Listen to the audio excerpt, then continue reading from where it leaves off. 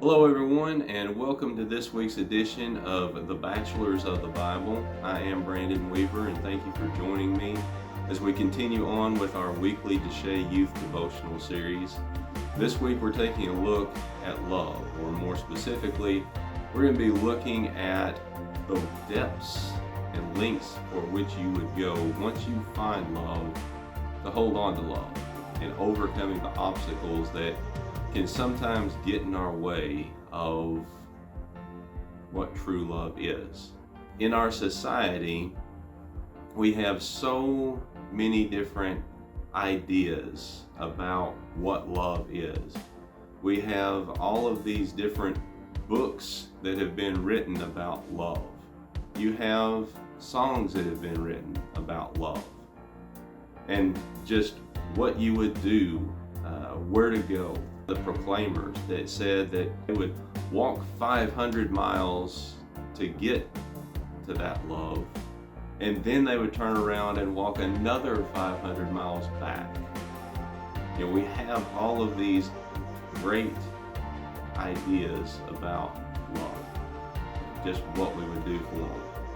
But a lot of times they are just strictly ideas and thoughts, because very few people are willing to actually step out there and say, yes, I'm willing to go the extra mile.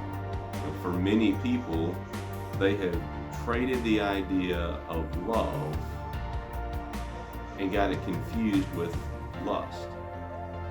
And the thing about lust is never going to last. It's not deep, it's just superficial. And the thing about superficial things is they never last. They never last because over time, superficial things are always going to change. A person's looks as they get older are going to change. That lust that is there that they've tried to build a relationship on is never going to last. And that's where we are as a society today. One of my favorite movies is a movie called The Quiet Man. Grew up in America, was a professional boxer, and because of some things that happened in the ring, he retires, goes back to his mother's homeland in Ireland, and wants to start his life there, and he finds the woman that would be the love of his life, and he's got to go through all of these different challenges with her family to be able to eventually marry her. But then, even once he marries her, there are challenges in that relationship to keep her and to build that relationship on. And that's the picture that we're going to kind of see today in the life of Jacob, where Jacob wasn't a really good dude during the first part of his life. Everything that he got either by cheating his brother or tricking his brother. He was a cheater and he was a deceiver until one day he finally had to leave home. But when he left home, he finally started to grow up. So this week, our Bachelor of the Bible is Jacob. The marriage of Jacob and Rachel, it is one of the last unique and wild relationships / marriages that we're going to see in our Bachelors of the Bible series. It is one that is important for us before we get to there to understand where Jacob was coming from, because there is going to be this big shift in how we view Jacob and how Jacob really views life. Before we get to that point, we need to go back to the very beginning, where he is in the womb of his mother, Rebecca. Rebecca to be pregnant with two boys. And the boys are Esau and Jacob. And how some twins are identical twins. Well, Jacob and Esau are about as far from identical as you can possibly get. Esau comes out first, but even as Esau is coming out, Jacob is grabbing on to his brother's foot and will not let go. And right here, we kind of see that Jacob is the kind of guy that's just going to do that. He's not going to let go of things. He is a fighter. And if he sees something he wants, he's going to do everything that he can to take it. And so we fast forward several years. The boys are growing up. Esau is this kind of rugged outdoorsman. He's been out hunting all day, and he's just wanting food. Sometimes he just says things that he should not say. Jacob is very opportunistic, and Esau says to Jacob, "Hey, brother, I'm starving to death. I want some of your stew." Well, Jacob, being opportunistic, says, "Sure, I'll give you some stew, but I want you to sell me your birthright." Well, Esau, just for whatever reason, does not really truly recognize the importance of that birthright. And in that moment, he says, "Sure, brother, what good's a birthright going to do me if I'm dead because I've starved to death? So give me the stew and you can have this stupid birthright." Esau says, "I swear it's yours, I'm done with it." Okay. That Esau, again, doesn't make the best decisions, and he marries Canaanite women. And these Canaanite women just drive his parents crazy, especially his mother, Rebecca. Rebecca is going to help Jacob not only have the birthright that was his brother's, but also to have the blessing that he should have had as the firstborn son. Because Rebecca has so despised Esau's wives and family, she tells Jacob, "Do what I say, and I'm going to help you get this blessing that is supposed to be your brother's." So that's what happens. Jacob goes out into the pen. He kills a couple of goats. He brings the goats back to his mother. His mother prepares the goats the way that Isaac likes. All of this is going on while Esau is trying to find wild game so that he can kill it and cook it and bring it back to his father to gain that blessing, that at least he could have that. Ultimately, what we see is Rebecca cooks the meal, takes the hair from the goat, puts it on Jacob's arms and his hands and on the back of his neck, all in order to try and fool Isaac. And whenever Jacob goes in, Isaac first questions him because he sounds like, "You don't sound like Esau, you sound like Jacob." But no, it's me. I'm Esau. And so Jacob kind of bows down and he lets Isaac feel the hair. And Isaac, because he's got terrible eyesight at this point,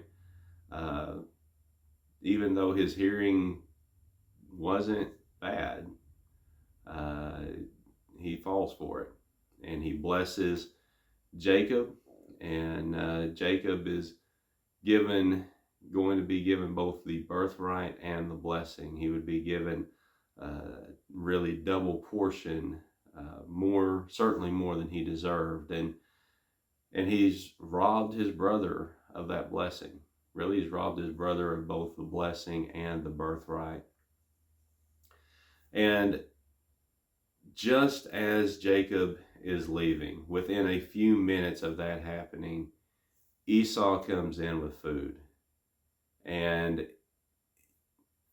Isaac realizes what happens and what he's just done. And he tells Esau what has happened. And Esau is just mourning what has happened because Esau realizes the mistake that he made with the birthright. But now he's even more mad because of the loss of a blessing that he has. And we see at the end of chapter 27 that Jacob is dead man walking. That Esau is consoling himself that once my father dies, which is probably going to be in the very near future, then my brother is going to die as well, because he has cheated and robbed me for the last time. And Rebecca, not wanting to lose both her husband and her favorite son, comes up with a plan. She tells Isaac, look, we can't stand the women that Esau is married to. We need to make sure Jacob goes back and finds a good, decent woman to marry. And so that is what ends up happening. Jacob gets called in to where Isaac is. Isaac says, son, I'm blessing you and doing all of these things, but you've got to promise not to marry a Canaanite woman. You need to go back to the land of your mother, and you need to find a good woman there. And so Jacob agrees. When he finally gets to where he was supposed to be going, he sees the shepherds out in the field. He's talking to them about the land and the people that are there, who's there, and who he was supposed to be looking for. And while he's there, there's this shepherdess. That would be a female shepherd if you don't know what a shepherdess is.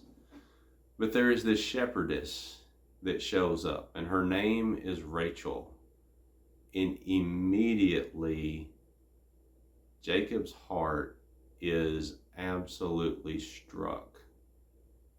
So much so that Genesis chapter 29 and verse 11 says that Jacob actually kisses Rachel right there.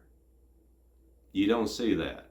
You didn't see that in that day and time, and up until this point in the Bible, we didn't see anyone kissing anyone romantically, but yet there it was.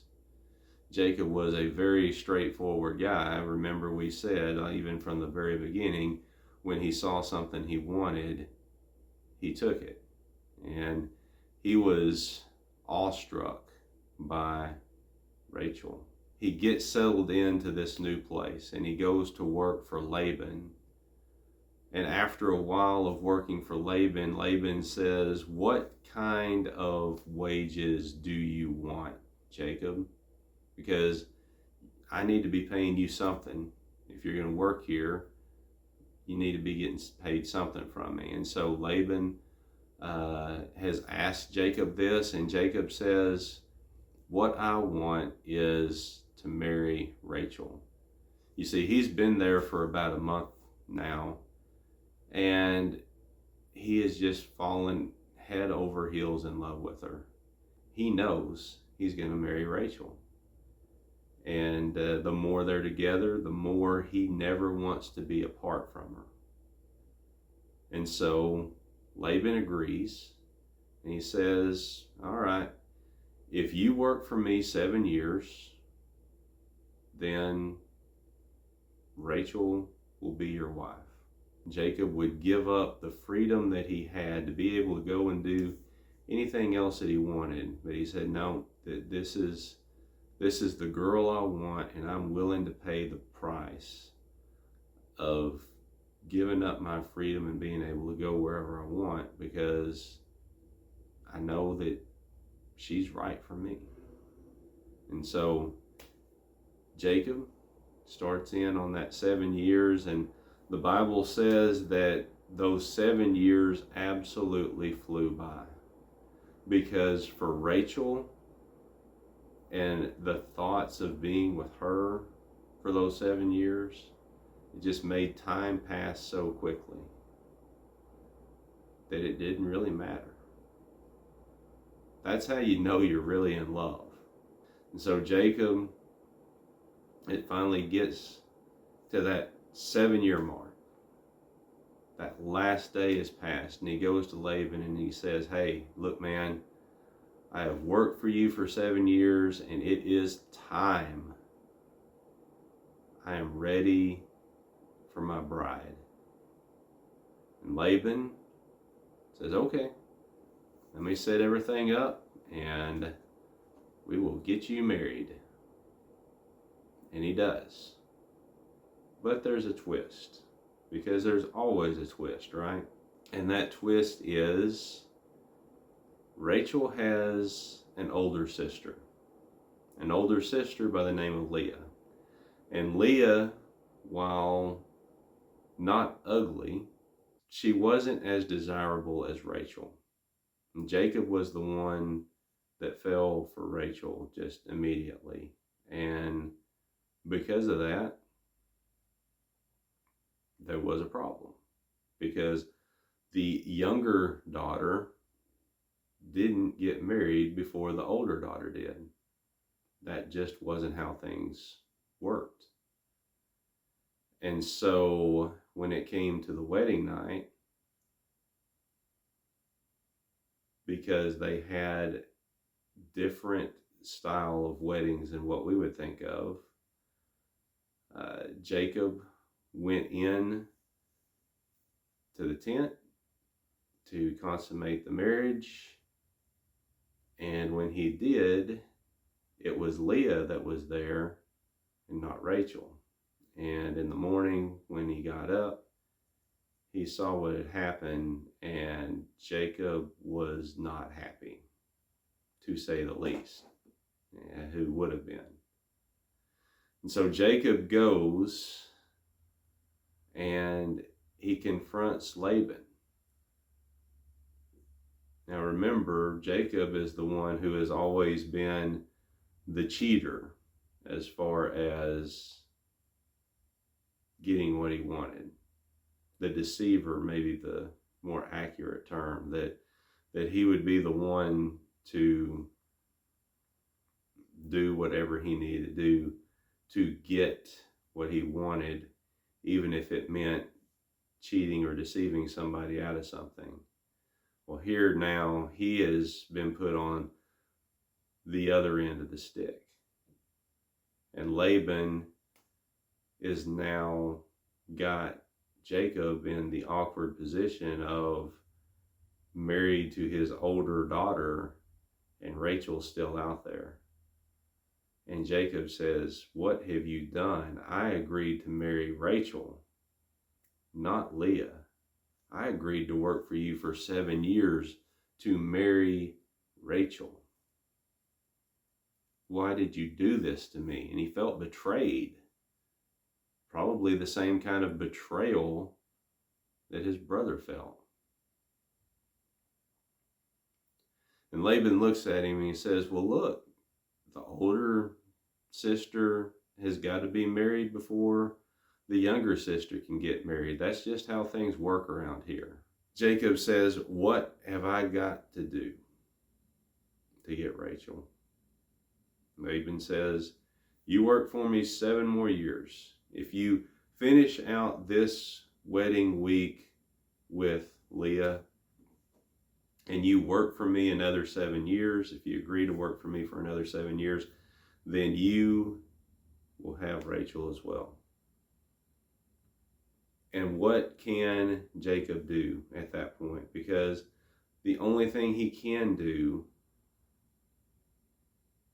is agree to Laban's terms, because he loved Rachel.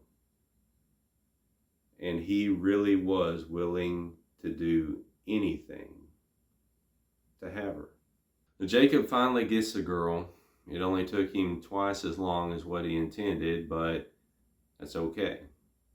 Because Jacob understood that once you find love, you do everything that you can to hold on to it.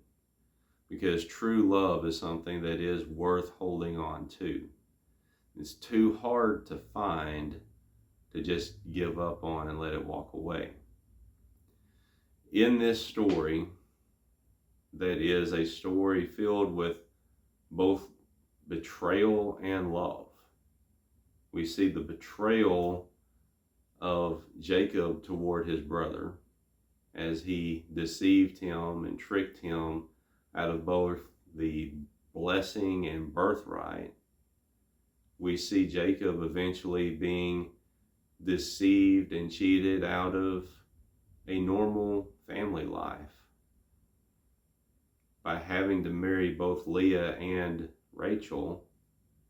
It caused all sorts of problems down the road for Jacob and Rachel and Leah, as there was a constant battle for Jacob's attention and affection that both Rachel and Leah were battling for, much like Jacob and Esau had battled inside of Rebekah's womb, trying to be the first one out. The interesting thing that happens here out of this story with Jacob and Rachel is, with all of the children that are born, in total there will be a total of 12 sons that are born between Jacob, Rachel, and Leah, and everybody that is attached to them. Rachel bears the two sons that mean the most to Jacob, in Joseph and Benjamin. But Leah is going to be the one that bears the son that means the most to us today, because it was through Jacob and Leah that Judah was born. And Judah is the one for which Jesus came through. It's pretty amazing. See, the thing was, as Leah and Rachel were battling for the affection of Jacob, they were trying to make each other feel bad because they felt unloved, but yet God loved each of them. And while Jacob loved Rachel the most, it was through Leah that God would bless the world. The one that felt most unloved was for whom God showed the greatest love through. It's a pretty important lesson right there. But as we look specifically at Jacob and Rachel in this story, Jacob we see is a man that in his earlier days played a lot of games to get what he wanted. But when it came down to it, he changed his life and grew up when he met Rachel, because he figured out that games were not what love was about. That love was about two people finding each other, realizing that they had something to offer each other, but more importantly, that through these two people coming together, they had more to offer the world and to be able to serve God with than anything they could have done on their own. And that's really where dating should be leading us, is when it comes to dating, the importance of dating is finding that person that's going to help you serve God better and live for Him more.